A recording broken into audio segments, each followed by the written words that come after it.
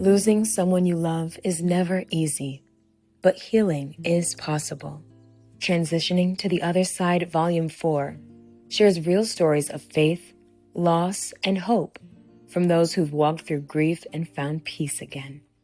Transitioning to the Other Side, Volume 4, available now on Amazon.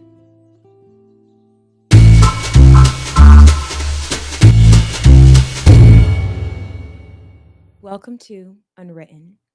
Life doesn't give you a script, a manual. There are no blueprints. This is life. This is womanhood in all of its messiness, beauty, and sacredness. I'm Andrea, and today we're talking about caregiving and grieving. It's a very sensitive topic for a lot of us, but inevitably it's something we're all going to have to navigate in this life. I want to open us up with a quote. Grief expressed out loud for someone we have lost, or a country or a home we have lost, is in itself the greatest praise we could ever give them. Grief is praise because it is the natural way love honors what it misses. Today, I would like to welcome my dear and beautiful friend Leigh, who I've had the honor of reconnecting with after a few years, but she has navigated some curveballs that life has thrown at her in what I've witnessed to be a very gracious, beautiful, and elegant way. And it's never easy, but she's doing it with such beauty. Thank you. And I wanted to welcome you and thank you for being here today. Yes, thank you for having me. Would you like to introduce yourself to our audience? Yes, my name is Leigh. I'm from Rochester, New York, born and raised. I've been living in Washington, D.C. for the past 11 years. And in the midst of all this grief, I decided to get my second master's degree in Master's in Library and Information Studies. I absolutely love the program. And on top of that, I'm just working at the Library of Congress and volunteering in the historic space. That's beautiful. And you said in the midst of your grief, would you care to just give the audience just a little bit? We don't have to get too deep as to what your most recent experience has been. We can get deep. I don't mind. So I lost my mom. It'll be 2 years on June 5th. She was diagnosed with stage 4 cancer back in January of 2023, and she had a rapid decline. Sorry. Thank you. It's something that nobody ever prepares us for. No, I was not prepared at all. It's inevitable. Unfortunately, it's just we're not ready for it to happen so soon. And what was that process like for you? And how did you emotionally and spiritually process that information once you received it? And for it to be such prematurely than when you expect to have a conversation like that about a parent.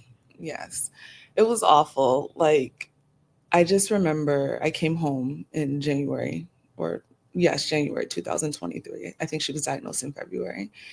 And I just noticed something was wrong. You can tell when your mother is off. And that led to me forcing her to go to the doctors. And it was just such a rapid decline. And I think her being diagnosed with it also did something to her mentally. So, when I first realized she was sick, this was before she was diagnosed. I'm like, oh my gosh, like I could lose my mom. And that was such an earth-shattering moment for me. I just remember laying on the air mattress in her office and thinking that at her home office. And like I couldn't sleep.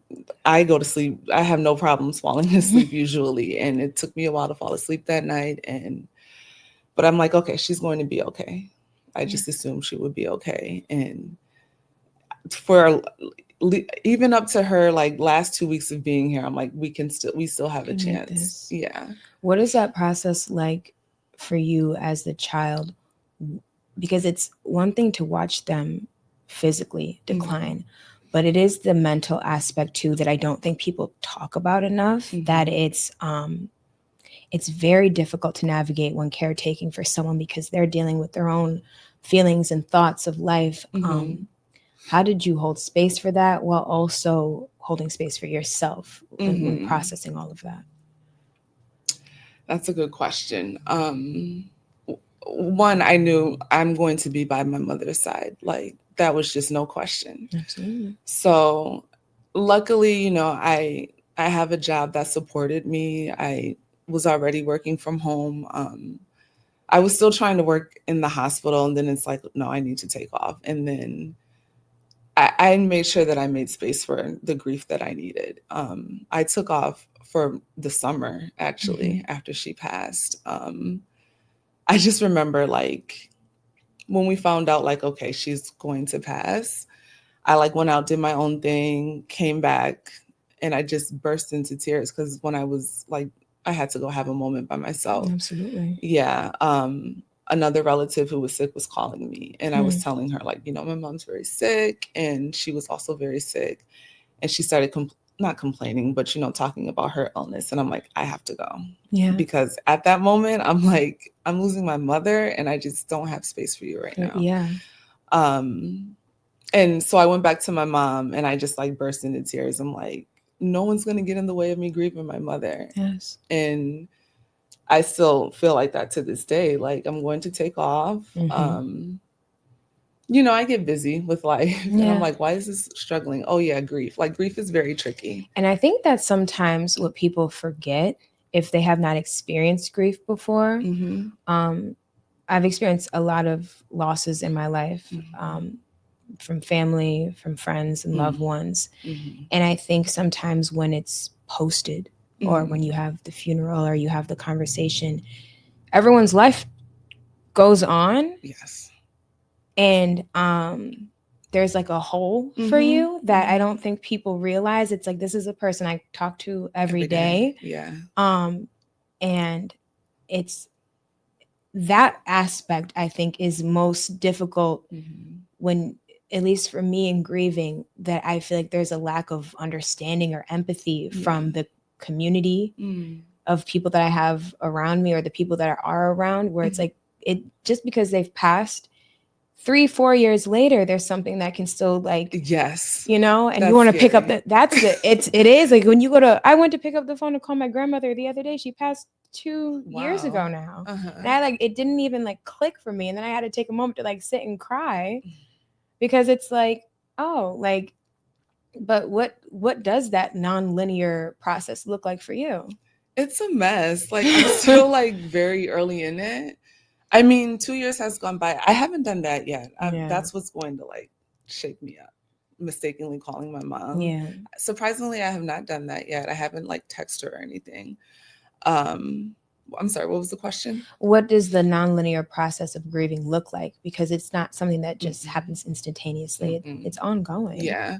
Like, and it comes in waves too. Yeah. And I thought, oh, I know which holidays I'll be sad. No, girl. Like, you never know. You just never know. Like, you could see something one month, one day, and like it just, changes your whole energy. Like, I have moments where I feel like I'm really making strides. Like, I'm knocking things off my to-do list, accomplishing my goals, and then the next thing I know, like, I just don't want to do anything, and I'm sitting in my apartment. Like, it's difficult. It's challenging. My friend Mercedes, she's also from here. She lost her mom at a young age, and she told me, like, you're gonna constantly feel like you're sinking. You're gonna have to get yourself back up, and that is so true. Like, I needed that piece of advice, because you think that the heavy part will be done, within the first, I don't know, year or so. But no, grief is,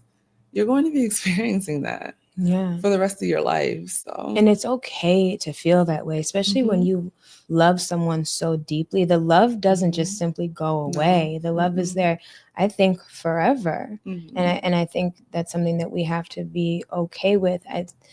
I felt like for a while, like, because I lost 2 of my grandparents in the same year, 6 months apart.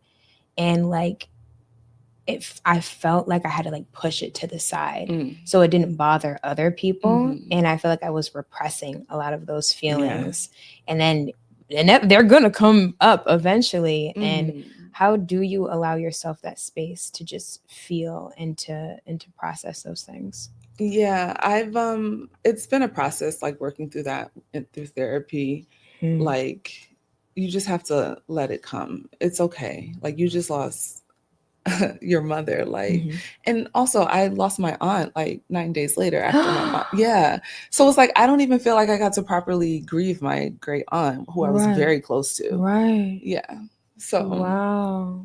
it's like I just have to remind myself when I'm feeling very agitated, it's probably grief, and just allow it to pass through. Yeah, and it's okay to Mhm. have those feelings It's not, too. you have to let it out. Like, Yeah.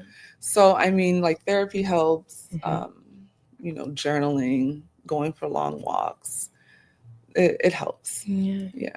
What's something part of this process that just you were just never prepared for? Mm. Dealing with my mother's estate, Hmm. I was not prepared for that at all. What do you mean? What has been the most difficult part of that for you? Navigating paperwork, making my trips back to Rochester, not really having guidance, Yeah. support, figuring everything out. And then, yeah, it's like it's a challenge, but then you're also grieving. So Yeah.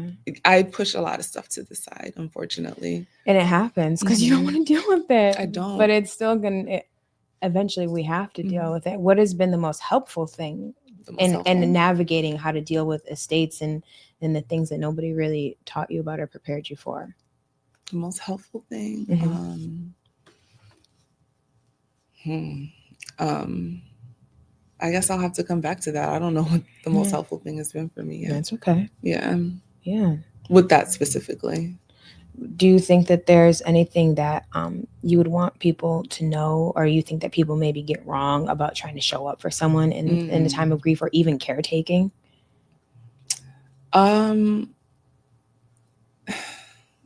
Just allow people to be who they are. Just you have to. It's tricky because, like, I don't need constant like phone calls and text messages, like, but give me the space to express myself also. Like, give me the space to talk about it if you're my friend, like I want to talk about my mother. If I'm sad, allow me to be sad. Like, you can't fix it. So Were there anything that you were surprised about in the caregiving process that you were just like taken aback by, or that you were surprised by? My mom was in the hospital, so I had a lot of time. I spent a lot of time in the hospital. What's that like for you? Like communicating with doctors if you look a certain way, attitudes. Like she was in like the cancer unit, Right? Like you just can't talk to people any old kind of way. But it's like I don't know what they're going through either. I just feel very bad. I feel sorry for people who had to communicate with doctors and nurses the way like I had to. I don't wish that on anybody. Yeah, it's like I felt so defeated, you know? Yeah. What do you mean in terms of how they spoke to you? Sometimes matter of factly, Like a lack of empathy? yes. Yeah. Mm-hmm. Trust me, I've experienced that too. Mm-hmm. It's something like so weird because you see people go into like the medical field or healthcare, and it's like you're losing somebody that is like your whole world, and they're talking to you like it's a statistic on like a Excel sheet, and it just feels so dismissive sometimes. So how did you personally deal with that, or like what advice would you give to someone where it just feels like you're being backed into a corner, your emotions are at all-time high, and you don't know what to do because you just feel defeated? Yeah. And also, I want to shout out to the good nurses and the good doctors, the ones who were very helpful and had empathy. But I would say, talk to people about it. Talk to your family, talk to your friends about it, because they have gone through it also. Yeah. And then talk to other doctors as well. Like if you can seek out other professional advice, I would strongly advise you to do so. Absolutely. Don't just take their word for it. Yeah, always get a second opinion. I want to go to our question from the front line from a WDCAG's listener. I want to thank you for your vulnerability and your openness. We have Erica, 36. My mom was diagnosed with cancer 6 months ago and has been declining fast. I feel like I'm doing all this alone. She's my best friend, and I'm grieving her while she's still here, and I'm mad. Mad she's going through this.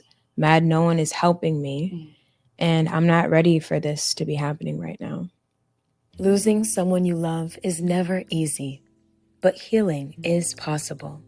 Transitioning to the Other Side, Volume 4 shares real stories of faith, loss, and hope from those who've walked through grief and found peace again. Transitioning to the Other Side, Volume 4, available now on Amazon. Erica, I was you exactly 2 years ago.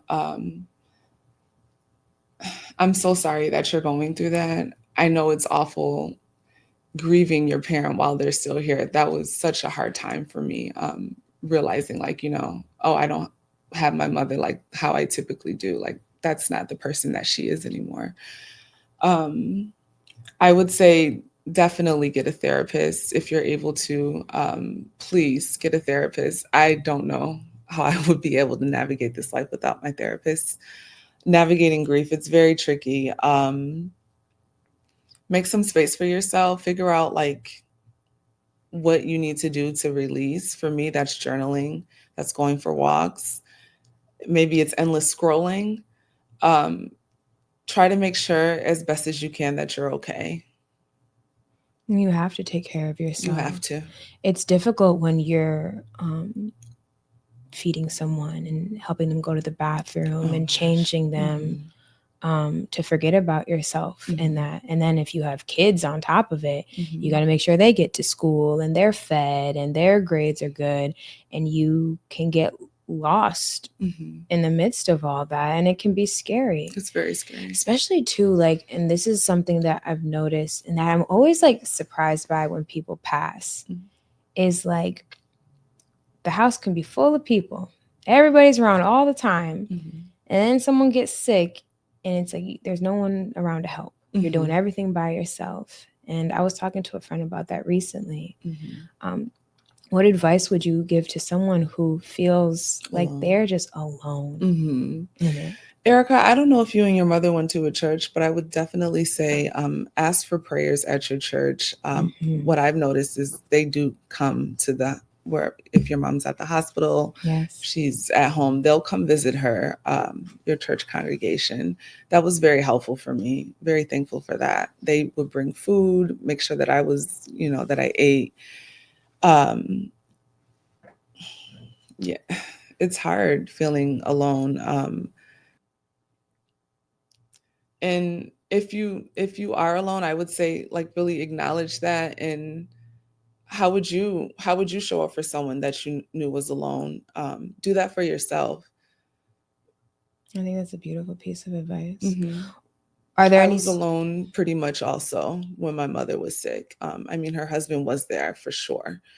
He was very helpful in that process.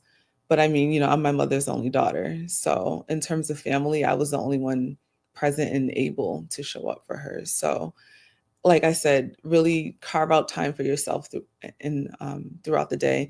For me, I would go out to the beach and just like early mornings, go out to the beach, just sit there and think. So, let the thoughts flow. You have to, don't try to block out thoughts right now. You got to let it flow. It's scary though to like deal with all those emotions. It is.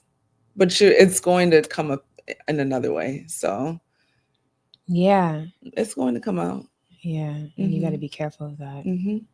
Are there any spiritual truths or practices that you hold on to, especially navigating this? I go to my church when I'm able to, down in Washington, D.C. It's the Church of Christ. That's the same church me and my mom will go to. I pray. I do pray. And I talk to God. I mean, I know praying is talking to God, but when I'm on those walks and I like to, no music, just like talk, get my thoughts out. Yeah. That's beautiful. And journaling, that helps.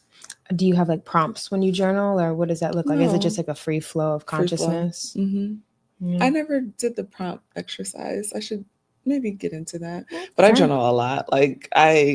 Yeah, you got to get those thoughts out. So. Yeah, because you can't let them fester. Like you said, it'll show up in different areas of your life, which you might even recognize it. They don't even, it doesn't have to be like, it doesn't have to make sense. Sometimes it pops up at work, or it pops up in your eating habits, and you have to allow that grief to flow. Yeah. Losing someone you love is never easy, but healing is possible.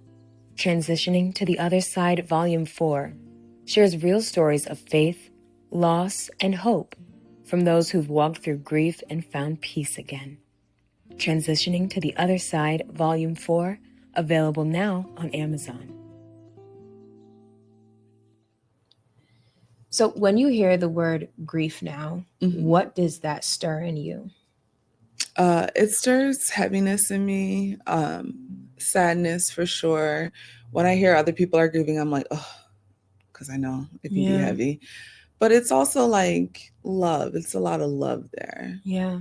So. And compassion too. I feel like I started to have a different understanding, like, especially like when the people that you lose, the closer they are to you, you start to have compassion for what other people are going through. Yes. When you see it in them. Because it's like sometimes you would hear it's like, oh, like you lost a grandparent, or oh, you lost, it's like, oh, okay, like I'm sorry for your loss. And then to go through it, you have a different level of empathy and compassion.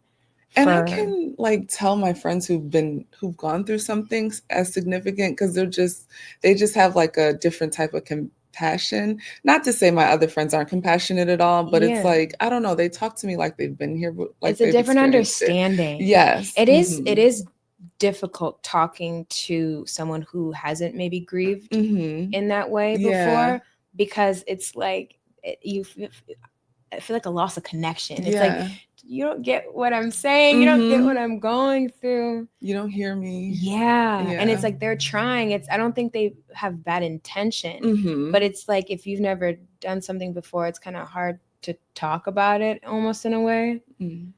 I don't know if that's trauma bonding, but I don't know. I guess it'll be a different episode. Is it though? Is it trauma bonding? I don't know. We'll have hopefully a therapist can let us know. But it does feel like community, and to have conversations with people that have experienced things or gone through things. So I always try to find books in different topics, and I don't feel like I ever really found a good book to help me process. Yeah, with grieving. Yeah. Have I found a good grieving book, or have I ever read one? I don't know if I have. I did take a death and dying course at MCC like several years ago, and it changed my whole perspective on death. What did you learn there? Well, we had to do like our own funeral arrangements. Wow. So that was very interesting. We like learned about embalming bodies and all that, but also something that I always took away from that course is that there is no proper way to grieve. You just have to let people, you have to let it run its course and allow people to go through it how they go through it. Yeah. So I think I've always just had a level of compassion when it came to grief. My mother, her mom died when I was 6. My grandmother died when I was 16, and I didn't understand it. Her grieving, she grieved for the rest of her life for her mother. Yeah. And when I was like, 16, early 20s, I didn't really understand it. Like, Mom, you're still sad? And it's like, yes. And she lost her unexpectedly. Yeah. And, we're talking about grief as in losing a person. It's like, I also like lost a sense of home, you know? And that's been difficult to, navigate. That's so interesting. I was talking to my mom about that earlier too, because, I'm starting to get emotional.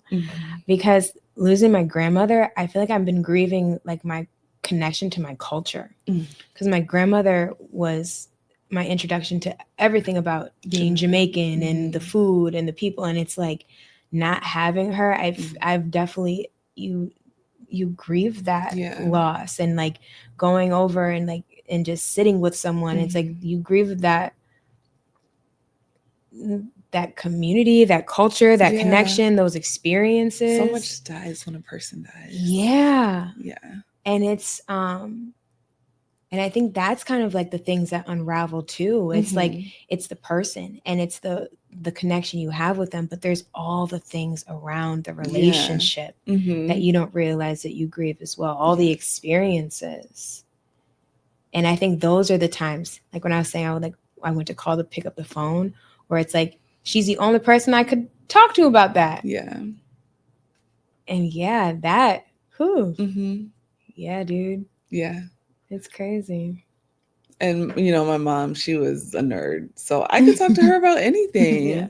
Like, we would laugh about stuff. Like, she just, politics. Everyone doesn't follow politics, but Right. I just feel like I could easily call my mom up and just like say a few words about what's going on. Yeah. So it's like I don't have that connection anymore. And just like Rochester, like I love this. Yeah. It's home for Yeah. me. But when I lost, I don't want to live here or anything. I'm not saying that. No shade. No shade. No shade. No shade at all. I don't let anyone talk about Rochester. But it's like coming home now. I don't have to like see my mom. Like I don't have her checking in with me, making sure that I'm not out in the streets. Yeah. I'm not swinging by Cornhill to go see my aunt. Like, it's a completely different experience for me. It is. And it's also the how you change your behavior and your pattern. Because like you say, like, oh, like when I'm Your home, I pattern. drive to Cornhill, or oh, like at this time I usually call this person. And it's like, then you have to like readjust and find, like, what do I need to do? Yeah. Why am I here? Yeah. And you try to start make sense of things for yourself, because it's like that person or this experience isn't here anymore. Yeah. And my mom, she was all over the city at different points of my life. So, I mean, Boys and Girls Club, she worked at MCC up until she passed. Yeah. And I was always up at that school. So I always had to like go to that campus for something. If we're switching cars, if I'm picking her up, whatever. And now it's just so hard to drive by the school. Yeah.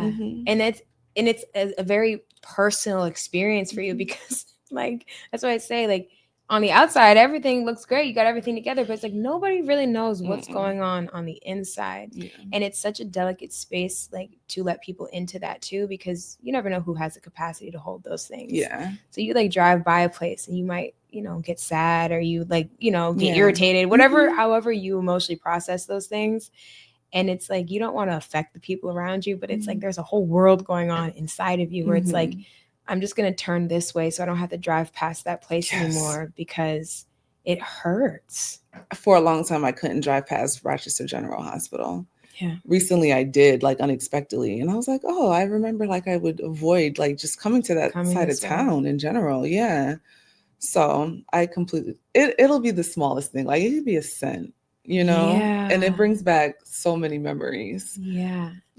And like you said, in the grief, there's beauty in it too, because it's like I got to experience something so beautiful, like such a real unconditional love and such a beautiful relationship with someone. And like I try to find gratitude in it, because like how good is God that I was able to be blessed with something so beautiful. Even if it was just for a moment, but that moment lasts for such a long time. It does. And you get to hold on to it, in your heart. But it's hard not to be sad about it. No, you're right though. Like, I recently had to, make sure that I'm showing appreciation for that. Like, I had a beautiful mother-daughter relationship that, like, not everyone gets to experience that. And I did.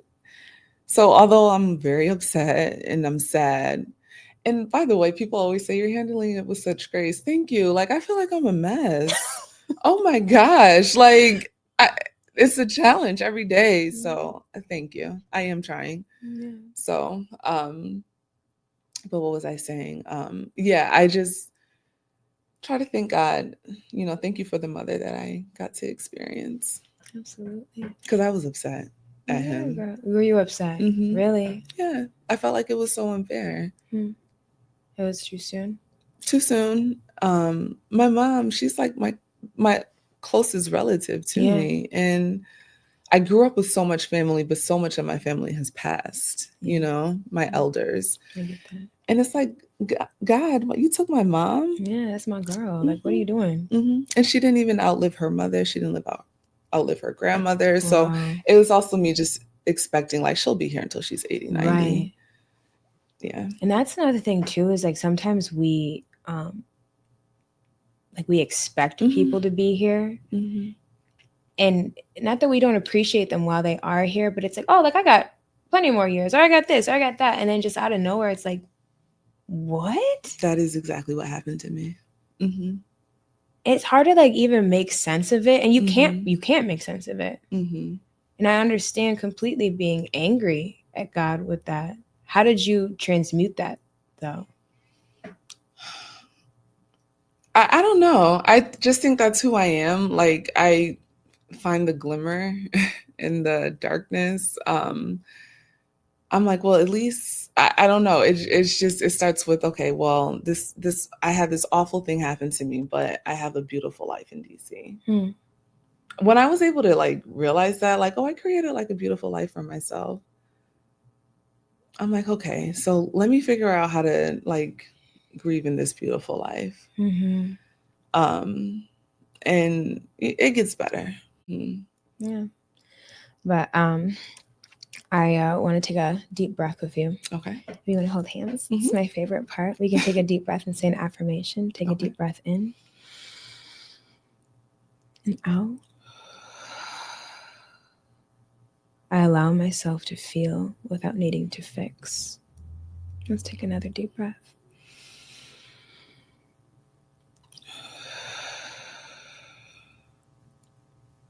Thank you.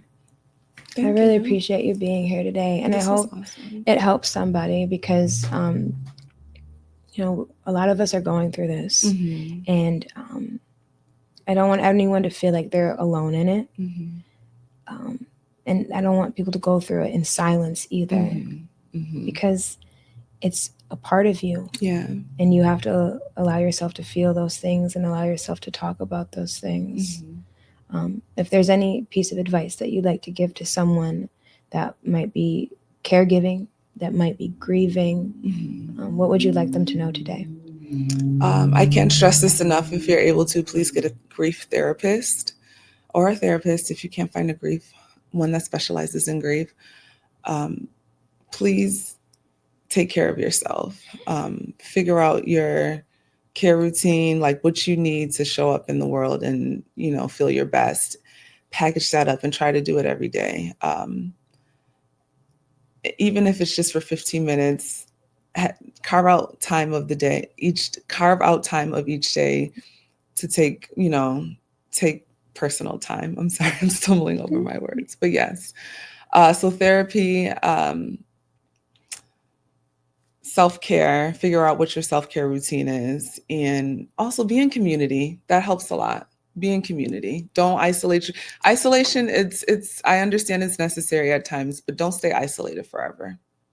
I love that. And that goes right into our takeaway. What I would like you guys to do after you finish listening and watching this episode, just sit in silence for 10 minutes. No phones, no music, and just feel everything that you're feeling. It's okay to feel everything that you're feeling. I want to thank you so much for coming in today. This was great. I'm really happy. Like I said, I really hope this helps because we all are going through something, and life might look really good on the surface, but you don't know what people are going through in their personal world. And just be there for each other. Be there for your friends. Be there for your community. Be present. Be present. And I know death can be scary. Earth-shattering. It's earth-shattering. Don't let somebody go through that alone. Don't wait. Check on your people. Even if it's been a couple years since they've lost a parent or a loved one, just check in on your people. But again, I want to thank you so much for coming in. This was therapeutic. Oh, good. And I want to thank you. This is Unwritten. Your story is still unfolding, and you're allowed to feel it.